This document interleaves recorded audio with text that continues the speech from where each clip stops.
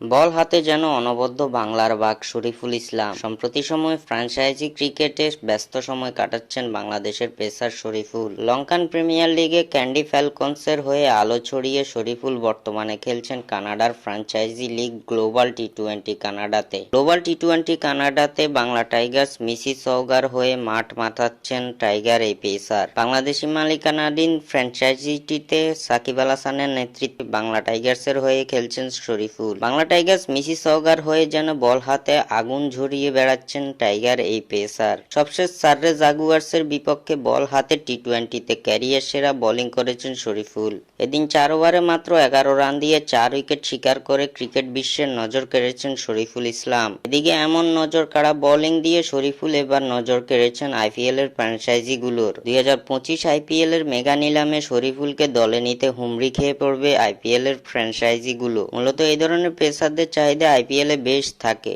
2024 আইপিএলেও দল পেয়েছিলেন টাইগার এই পেসার, কিন্তু জাতীয় দলের ব্যস্ত সূচির কারণে বিসিবির কাছ থেকে ছাড়পত্র পায়নি শরীফুল। তবে এবার 2025 আইপিএল এর মেগা নিলামের থেকে শরীফুলের দলে ভেড়াতে উঠে পড়ে লাগবে বেশ কটি দল, এমনটাই জানা গেছে বেশ কিছু বিশ্বস্ত সূত্র থেকে। মূলত পাওয়ার প্লেতে বল করার জন্য শরীফুলের মতো কার্যকরী বোলার খুঁজে থাকে আইপিএল এর দলগুলো।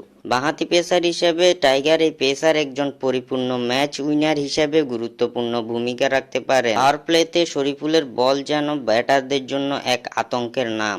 এরপর মিডল অর্ডারে ও ডেথ ওভারেও বল হাতে গুরুত্বপূর্ণ ভূমিকা পালন করতে পারেন শরীফুল ইসলাম। মূলত নতুন বলে কার্যকরী বোলিং প্রদর্শনী করতে পারে এমন বোলারকে দলে নিতে নিলামে হুমড়ি খেয়ে পড়ে আইপিএল এর দলগুলো, যার ফলে 2025 আইপিএল এর মেগা নিলামে দল পাওয়ার বেশ সম্ভাবনা রয়েছে টাইগার এই পেসারের।